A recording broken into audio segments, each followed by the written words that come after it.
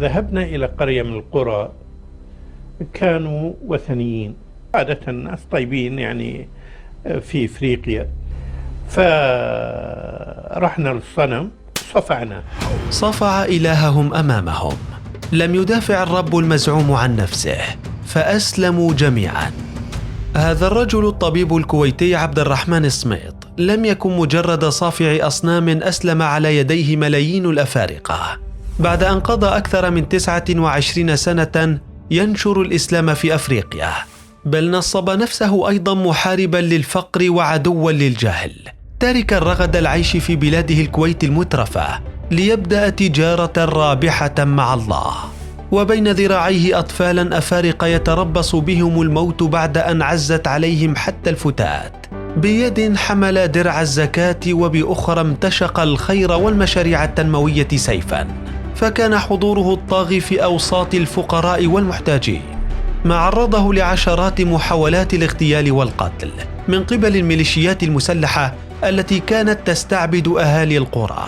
كما أنجاه الله من أهوال رحلاته في الأدغال والغابات وتسلقه الجبال في سبيل الفقراء، عندما حاصرته أفاعي الكوبرا في الموزمبيق وكينيا وملاوي، ومن لسع البعوض في القرى النائية وشح المياه وانقطاع الكهرباء، رغم ضعف جسده المثخن بأمراض الضغط والسكر والجلطات، وتدهور حالته الصحية حين توقفت وظائف الكلى وما عاد قادرا على المشي. لكن عبد الرحمن سميط كان لا يتورع أن يزحف ليحمل السلام والغوث للفقراء، بيد فيها رغيف ويد فيها مصباح نور وكتاب.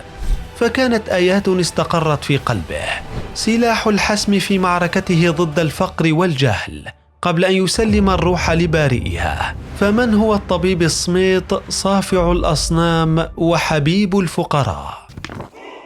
طبيب المساكين. في 15 من أكتوبر عام 1947 بالكويت ولد عبد الرحمن لأبيه حمود سميط، فكان طفلا متدينا شغوفا بالقراءة، ما جعله متميزا عن أقرانه، حتى أن والدته كانت تكرر في كل مرة أنه الأسهل في التربية ولم تكن تشعر بتربيته، حتى أمراض الطفولة كانت تمر عليه خفيفة فلا يحس بها. كما كان هادئا متميزا بدراسته قليل الكلام، وأكمل مراحله التعليمية الأول في المدارس الكويتية، وحصل منها على الشهادات الابتدائية والإعدادية والثانوية. وقد بدأ الصلاة صغيرا ولم يتركها أبدا حتى في أيام مرضه، فيما كان لاشتراكه المبكر في الكشافة دورا كبيرا في قدرته على تحمل المشاق والصبر على شظف الحياة. ولم يكن عمل الخير حدثا طارئا في حياته، إذ عرف منذ صغره بشغفه بأعمال البر، ومن بينها أنه أقنع أصدقائه وهو بالمرحلة الثانوية بجمع مبلغ مالي من مصروفهم اليومي اشتروا به سيارة، على أن يتناوبوا لنقل العمال البسطاء إلى أماكن عملهم أو إلى بيوتهم دون مقابل. وبعد إكماله المرحلة الثانوية غادر إلى العراق، فدرس الطب والجراحة في جامعة بغداد، ليتخرج منها في يوليو من عام 1972، قبل أن يتوجه لبريطانيا لينجح هناك بنيل دبلوم أمراض المناطق الحارة من جامعة ليفربول في أبريل من عام 1974. الوجهة التالية لسميط كانت إلى جامعة ماكاغيل بمستشفى مونتريال العام بكندا، حيث تخصص في الأمراض الباطنية والجهاز الهضمي حتى عام 1978، قبل أن يعود إلى بريطانيا ليعد أبحاثا حول سرطان الكبد بجامعة لندن بين عامي 1979 و 1980، بالتزامن مع عمله طبيبا متخصصا في مستشفى كلية الملوك بلندن. ثم عاد إلى الكويت كطبيب متخصصا في أمراض الجهاز الهضمي، ليستمر في مستشفى الصباح حتى عام 1983، كما كان يقدم العلاج للفقراء والمحتاجين بالمجان وعلى نفقته الخاصة. عدو الجوع بأفريقيا.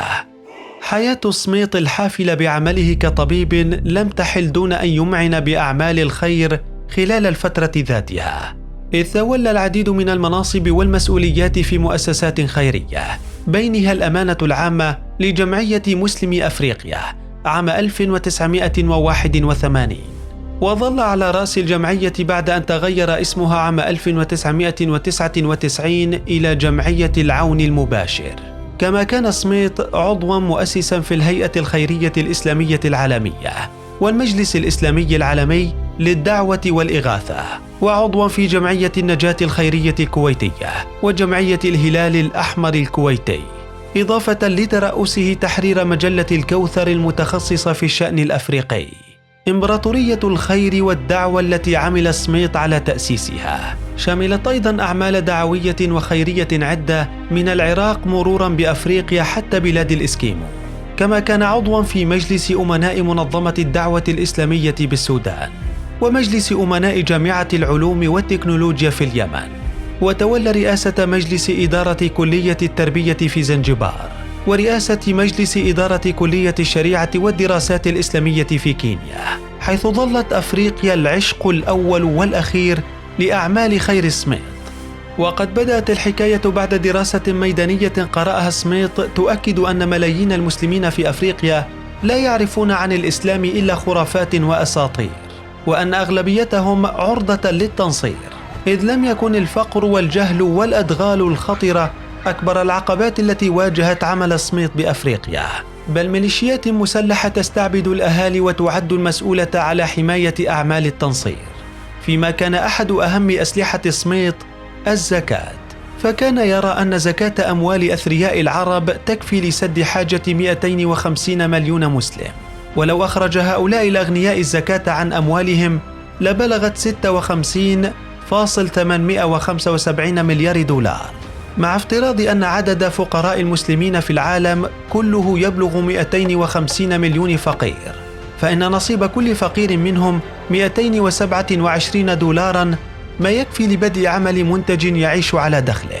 والمفاجأة أن سميط الداعية الإسلامي لم يفرق في عمله الخيري بين مسلم وغير مسلم في القارة الأفريقية، بل جعل الجميع سواء على أنهم مشتركون في حق الإنسانية. ما حدا بأكثر من 10 ملايين شخص هناك دخول دين الإسلام، حتى أصبحت جمعية العون المباشر التي أسسها سميط أكبر منظمة عالمية في أفريقيا كلها، حيث يدرس في منشآتها التعليمية أكثر من 500,000 طالب، وتمتلك أكثر من 4 جامعات وعددا كبيرا من الإذاعات والمطبوعات، مع إعداد وتدريب أكثر من 4,000 داعية ومعلم، إضافة لحفر وتأسيس أكثر من 8,600 بئر. ولم يكتف سميط بالعمل الميداني، بل وثق عمله الخيري والدعوي بمؤلفات بينها لبيك أفريقيا ورحلة خير في أفريقيا، رسالة إلى ولدي، وقبائل الأنتيمور في مدغشقر، وقبائل البوران، وقبائل الدينكا، وملامح من التنصير، إضافة إلى بحوث وأوراق عمل ومئات المقالات، ما أهل سميط إلى نيل عديد الجوائز والأوسمة والدروع والشهادات التقديرية، بينها جائزة الملك فيصل العالمية لخدمة الإسلام، إلا أن سميط تبرع بمكافأتها لتكون نواة للوقف التعليمي لأبناء أفريقيا، لتتلقى أعداد كبيرة من أبناء القارة تعليمها من عائد هذا الوقف. ورغم محاولات الاغتيال المتعددة وأهوال الأدغال وهجمات الحيوانات المفترسة والأفاعي السامة والأمراض والأوبئة، إلا أن سميط صمد طويلا بجسد مثقل بالأمراض، حتى أسلم الروح إلى بارئها في يوم 15 من أغسطس من عام 2013. وقد كان من آخر ما قاله سميط تقييما لمسيرته: لست نادما على المضي قدما في هذا الطريق، لأنني اخترته بقناعة تامة ورضا بقضاء رب العالمين، ولكنني أشفق على إخواني الذين اختاروا زينة الحياة الدنيا التي صرفت أبصارهم عن اللذة الحقيقية التي تحف بها المشاق والمكاره.